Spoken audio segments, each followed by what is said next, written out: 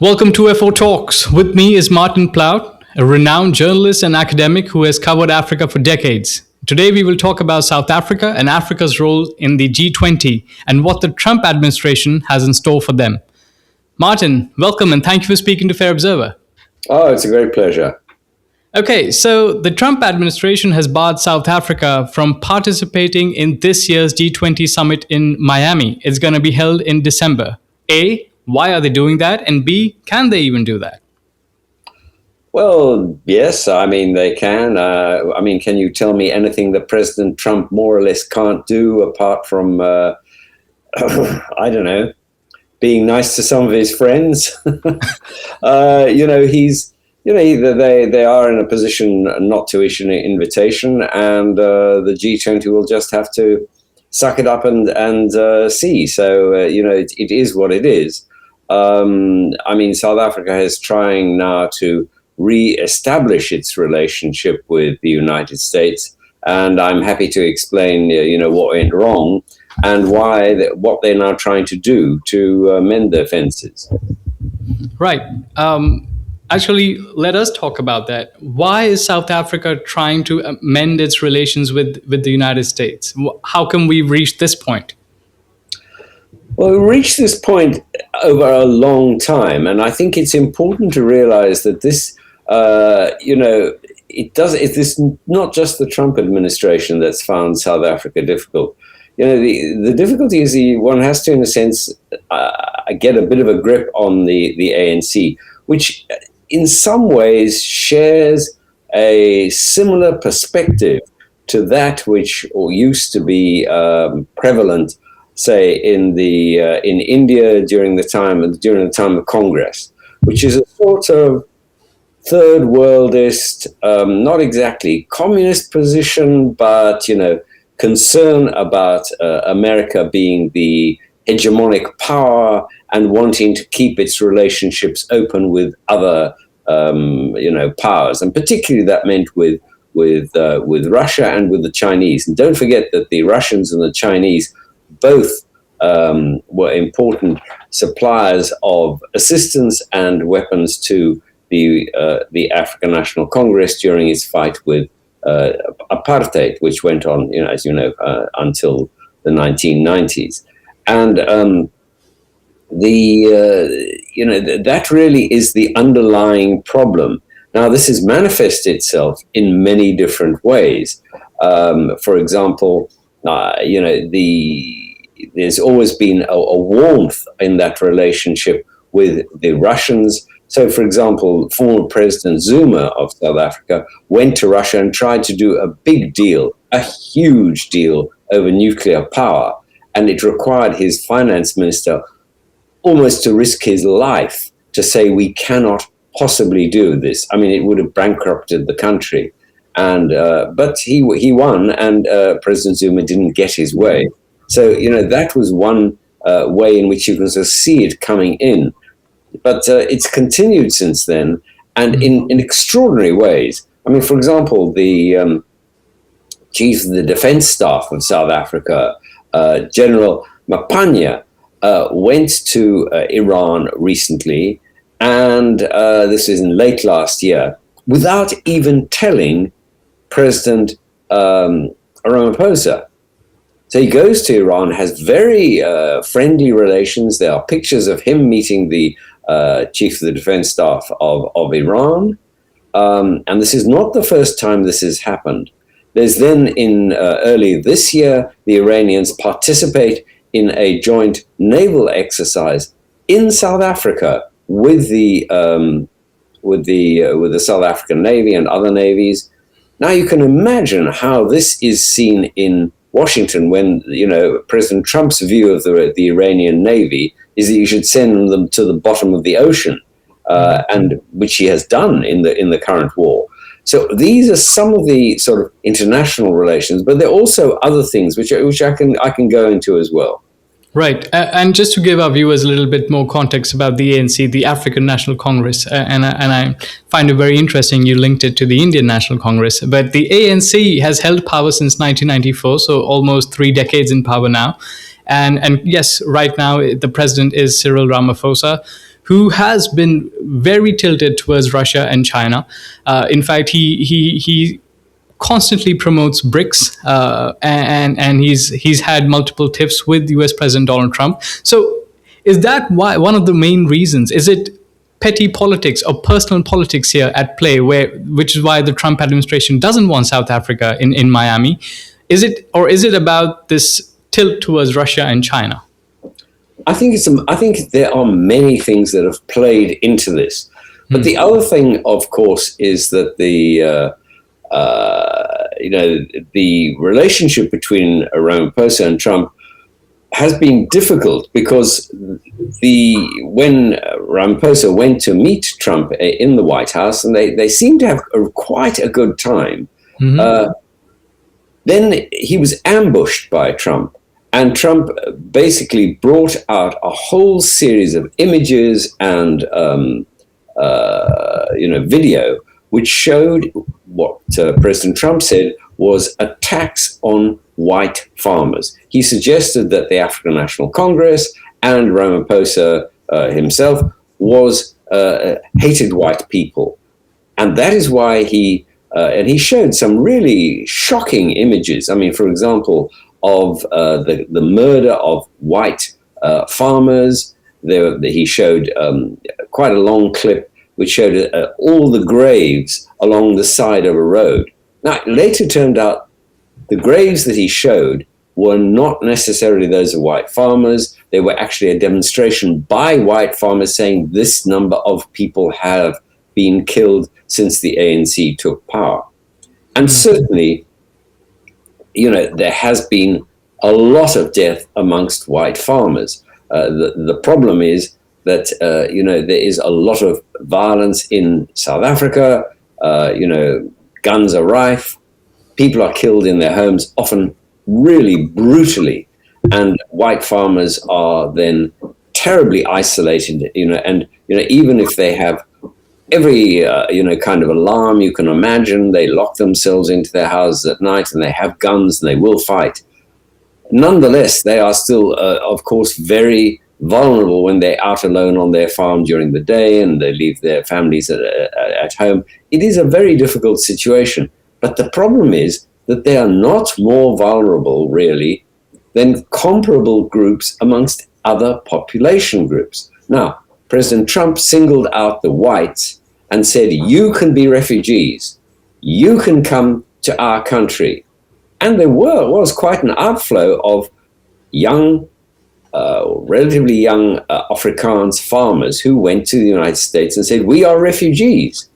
And the rest of South Africa said, hang on, you can't be refugees. What are you running away from? I mean, this is just normal life in South Africa. You're not being picked on. It then goes into all sorts of other issues. For example, if in South Africa, since the end of apartheid, the African National Congress tried to say, well, look, we can't live with a system that was stacked against black people for 350 years. And they just assume that everybody can just be on a level playing field. So all the top jobs in the civil service, in business, have to go to black people.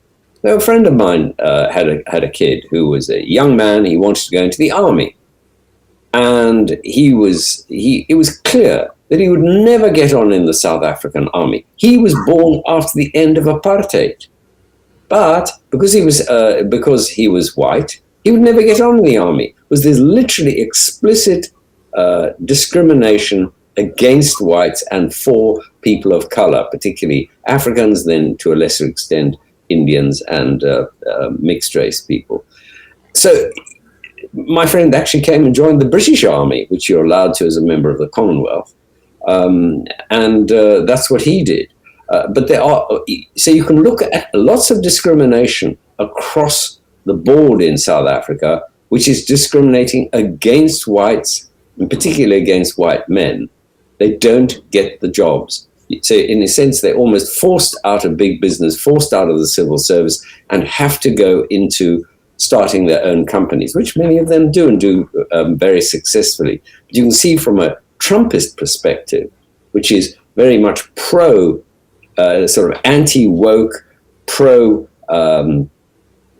shall we say, white Americans. I mean, what is the MAGA movement? It's a make white America great again. That really is what it's about. And it fits in with his narrative. And that's why he found it so excruciating when this came about. So those were some of the issues behind what has happened.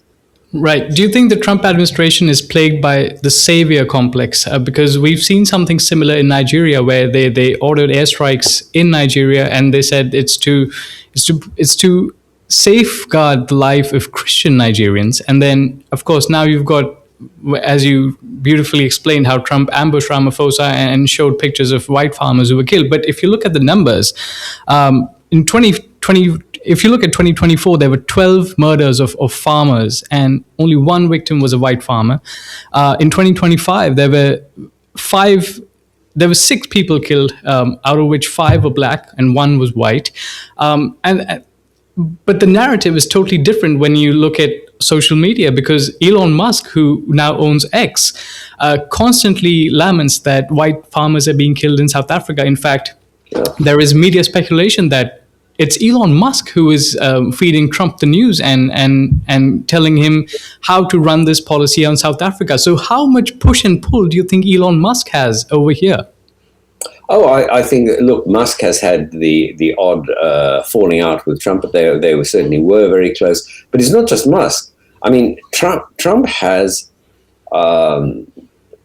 buddies with whom he plays golf all the time, including people like Gary Player and various other South Africans. There are literally about 5 or 6 South Africans, very wealthy South Africans who live in the United States now, who love President Trump, play golf with him all the time, and they just drip feed this stuff into his ear whenever they have the opportunity. Now, that is, that is really what, shapes his understanding much more than anything the State Department says to him, or the Defense, or they now call the Department of War in America, which perhaps is a bit more honest. It's just the way Trump works. He works at a very informal level. He hardly ever reads any of his briefs. But if you can get to him and get one of his buddies to say, hey, this is what's going on, and offer him some money, well, it works fine. And don't forget that Elon Musk is originally from South Africa. I mean, the richest man in the world is by origin a South African. I mean, he hasn't lived in South Africa for years and years and years. But there are other things as well. For example, the former ambassador to the United States, Ebrahim Rasool, was declared persona non grata by the Trump administration last year when he accused the president of leading a white supremacist movement in America and around the world. Now, you can imagine how that goes down with President Trump. And the fences have now begun to be mended by nominating a white South African, very unusually, for this top job. And he is Ralph Meyer. And Meyer has a very interesting background, and I'm happy to go into it and explain why this might work. Yeah, but before we do that, I want to talk about how the South Africans are viewing this. They've been part of G20 since 1999. That's almost 27 years. But this is the first time they're being barred from attending a group that they're part of. G20 is a group of 20 nations, arguably the 20 largest economies in the world. So how are they seeing this? I mean, this is blatant arm twisting. I mean, is South Africa even entertaining this kind of diplomatic arm twisting? Or do they have no option? They don't have what the hell. They've just got to go along with it. I mean, it obviously is a blow, and they would like to be there. South Africa thinks it is at the top table, that it is one of the greatest countries in Africa, which used to be true. I think it is decliningly true. But it is, yes, it's a blow, but, I don't know. I think international relations features low on most people's list of priorities when, for example, in Johannesburg, there are many areas which haven't had water for weeks at a time, electricity is now is this better supply, but there was a time when for days and days nobody had any electricity. Now these are things that really get up people's noses, plus the rising prices like it is everywhere in the world. Those are the things that really annoy people, much more than, are you at the G20, which a lot of people would never have heard of. Mm-hmm. Okay, so I really like how you say that South Africa was once at its peak, but it's now coming down. So then and rightfully so, South Africa saw itself as the natural leader or the voice of Africa for decades. But is that changing now? Because we see countries like Egypt punching above their weight. We see Kenya, and William Ruto has good relations with the Trump administration, because Kenya was okay with sending troops to Haiti, for example. Then you've got Nigeria. Of course, they don't have good relations with Trump, but that can turn around because they've got oil. And then you've got Ethiopia. So you've got these other African nations that are now punching much above their weight. Do you think they're better positioned to represent Africa then? Yes, up to a point. By the way, I think that Kenyan mission to Haiti is suicidal. I mean, anybody who thinks they can walk into Haiti with a few guns and think they can turn it around, well, I don't think there's a chance. But I mean, I'm not a Haiti specialist. I mean, I've just watched other people going in and out of the country, and they come out mostly in body bags. I wouldn't take on those gangs. But that's just a comment. Look, Africa is a huge and increasingly important continent in the world. It is one of the few continents where population is really rising and rising fast. So there are going to be a lot of Africans, particularly, for example, Nigerians, massive increase in birth rate. They have a lot of the rare earth minerals that people need, and other things like oil. So yes, Africa is important. It is underrepresented at many levels. For example, in the UN Security Council, but there's absolutely no chance that is going to be reformed. There's a simple reason for that. I mean, I have been at meetings, this is a long time ago, but I promise you nothing has changed, where the African Union came together, actually bizarrely in London, to try and hammer out which country would get the UN permanent seat on the Security Council, because there was kind of a vague offer that maybe they'd open up for one country. Mm-hmm. And, Ivory Coast said it should be them. Everybody said who? Libya, the Libyans stormed out of the meeting because it wasn't going to be them. This was under Gaddafi, and you can imagine what his view was of himself. Ethiopia wants to have it. So did Kenya, so did Nigeria, so did South Africa. So, the chance of agreement is zero. It ain't going to happen. The UN Security Council, frankly, permanent 5, the UN wouldn't work if it hardly works as it does. It would work even less well if the permanent 5 became the permanent 7 or permanent 8 or whatever it was. It isn't going to happen. So, the world order is more or less stuck in the way it was since at the end of the Second World War. The great institutions that were formed then, like the IMF, the World Bank, the UN, and all the subsidiary bodies, are actually part of our architecture. They're what make the world work. Now, Trump is very dubious about this. The other countries would like to amend it, but it's all we've got. And quite frankly, in a difficult and dangerous world, let's hang on to it. Yeah, you're absolutely right that the world order hasn't really improved and evolved, especially when you look at the UNSC, because we've still got just those 5 members. They don't even include India, which is of course 1/6 of the world population. But very interestingly, up until 2024, and G20 began in 1999. So for almost 25 years, there was only South Africa from Africa that was the voice of the continent. But then in 2024, India was the president of G20, and there we saw that the African Union was brought in. And now, almost 2 years later, we're looking at the US trying to kind of sideline Africa from this table of the power tables of G20, because they're willing to bar South Africa, the one country that has been in the grouping for the longest. Of course, the African Union, yes, on paper it's a union and it looks like one big happy family, but that's not really the case. There are multiple divisions and disagreements within the union itself. So, given this complexity, do you think the US is trying to just sideline the African voice at the G20? I don't think that it goes as. I don't think it's as complicated as that. I think that President Trump believes in bilateral relations. In fact, personal relations rather than anything else. I mean, he's quite happy to allow others to try and make things work for him. I mean, look, for example, the Abrahamic Accords, which he did with across the Middle East, and were actually incredibly successful. I mean, he ended the hostility between a number of states, and Israel in his first term. He hasn't managed to get the Saudis on board, so that has not been a great success.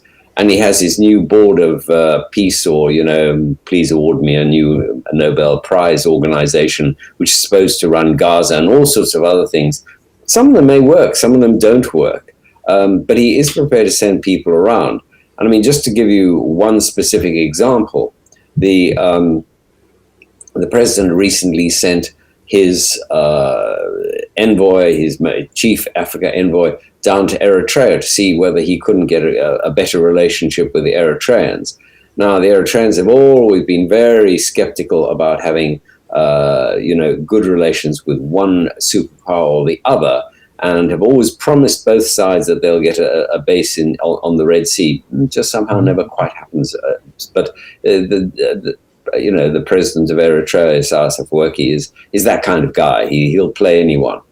And I think he's playing the Americans at the moment. But let's see. Something may happen. You can't predict these things. But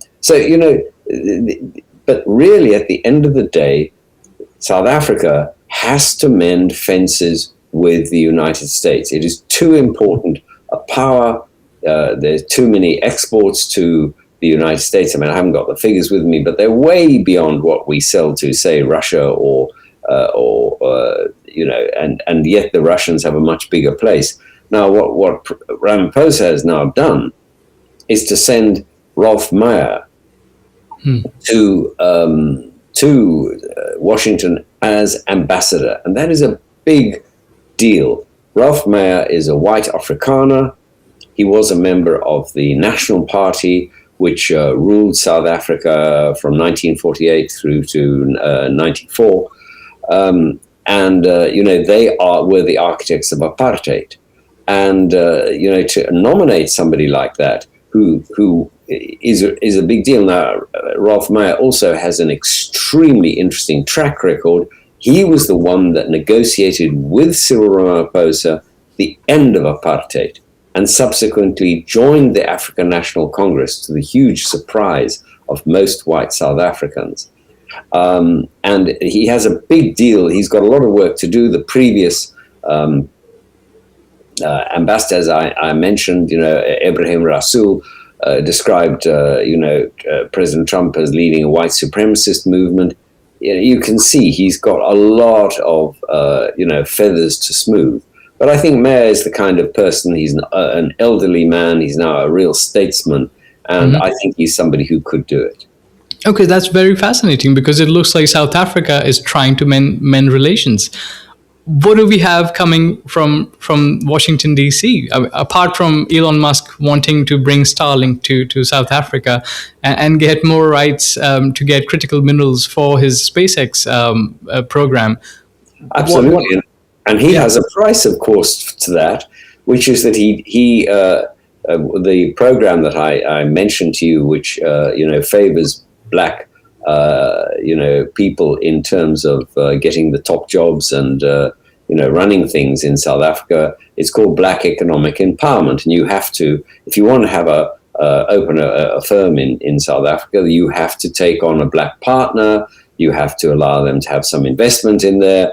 And usually this is just given as more or less as a donation to whoever the black partner is. Now, Musk doesn't like this. It's against everything that he stands for. He would like to have this without having to do it. Will Ralph Meyer find a way around this? Will the ANC bend and give him special status? I have no idea. But those are the sort of things that will have to be negotiated in the next few months if these fences are to be mended. But I mean, at the end of the day, South Africa can turn around to itself and say, well, President Trump is weak in the polls in America. Looks like he's going to lose the midterm elections, at least in Congress, if not the Senate. Let's just wait him out. He's just one president. There will be others. I think that would be a mistake.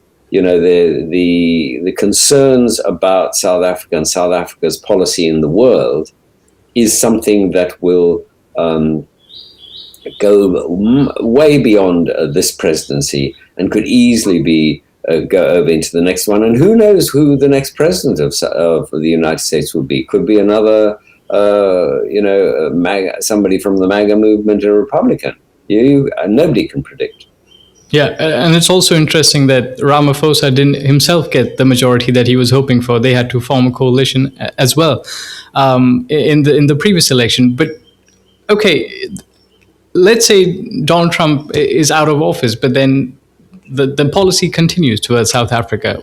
Do you think we'll see South Africa mending even more ways to get closer to the US, or do you think they will just prefer to stick to BRICS and to get even closer to Russia and China then? No, I think there's a difference between interests and shall we say proclivities.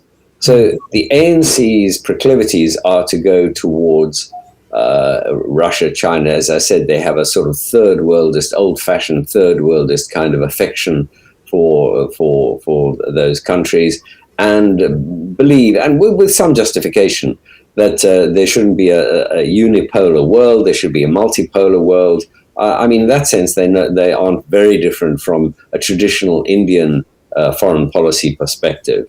It shouldn't just be wherever India and the United States or the West. That India's always wanted to have good relations with the Russians and keep a wary eye on China with very good reasons. So it's there's a similar position in South Africa, which goes beyond just the African National Congress. Although, as I say, most people don't really care about foreign relations. It's in South Africa they care about the growth rate, about whether they can get jobs. I mean, that 60% of young people under 25 are unemployed. 60%. It is just horrific. They have the highest unemployment rate in the world. No wonder they have the kind of crime that they do. So, these things will continue beyond the Trump administration. But the most interesting part about South Africa really at the moment is that the ANC is heading the same way as other liberation movements have in the past. So whether it's the Kenya African National Union, which led KANU, which led Kenya from independence, whether it's, shall we say, the Congress party in India, which led India, of course, to independence. Where are they now? And they're on the slide. Now the ANC, it's now been in power for 30 years or something. It is also on the slide. And if it wasn't for the very complicated proportional representation system, it would possibly have already lost power. But let's not go into the constitution of South Africa. But there is an election at the end of this year, maybe the beginning of next year, at local level, and the ANC has already lost the Cape area, and Cape Town. They could easily lose Johannesburg to the main opposition party, the Democratic Alliance, and they may lose other parts of South Africa, and their vote share is sliding. So, they're in a weak position. In a sense, Trump is also in a weak position because, it's his second term. He's not going to get a third one, whatever he thinks. And, so both of them are in slightly weakened positions. Martin, very quickly before we wrap this up, can you give our audience an insight into how much role does Israel play in all of this? Because for audience, they must know that South Africa and Israel do not have the best of relations. South Africa has dragged Israel to the Hague, to the International Court, for alleged genocide in Gaza, and that has not sat well with Benjamin Netanyahu and his government. And of course, they do have. We all know that Bibi and his party have some sway, or maybe more than just some, a lot of sway in the White House. How much is that a factor when it comes to U.S.-South Africa relations? Oh, it is a factor, absolutely. I mean, I don't think the Trump administration, well, America is not part of the International Court of Justice, and the international system, they don't like the international system. They think that things should not be done in that way. Mm-hmm. So there was quite a lot of resistance from the American administration to what has happened. That, as you say, I mean, I should have mentioned that as one of the issues. There's been an irritant between them. Israel doesn't have a major say in South Africa. I mean, most South Africans are more in favor of the Palestinians, and even pro Iran. But there is a small Jewish community in South Africa that has been quite influential in the past, and people have, at an individual level, a strong relationship with Israel. And quite a lot of whites, even Christian whites, are sympathetic to Israel and its position, and the feeling that Israel has that they are, besieged by the Middle East, and the Arab and Muslim world. Quite a lot of right-wing whites see themselves as being besieged by the African continent. Well, they used to. I don't think they see that anymore, because the African continent has arrived in South Africa. So it's not, it's a rather old-fashioned view of things. And I think most South Africans of all descriptions just get on with what they have to deal with life as they find it. And, getting unemployment down, as I mentioned, dealing with, getting good schools, mending the roads, getting electricity and water. Those are the things that worry them. And their relationship with the rest of the continent or the rest of the world, it's something. But like with all people, and the same true in Britain, and I'm sure it's the same true with most countries, that foreign policy is always a relatively small issue unless it arrives on your doorstep with people, coming with gunships and bombs and bullets. Then, of course, foreign policy becomes very, very real, as sadly the Ukrainians have found. Brilliant. Martin, thank you very much for speaking to Fair Observer. It was a pleasure. It's a pleasure to be with you. Join the conversation at Fair Observer and subscribe to our YouTube channel.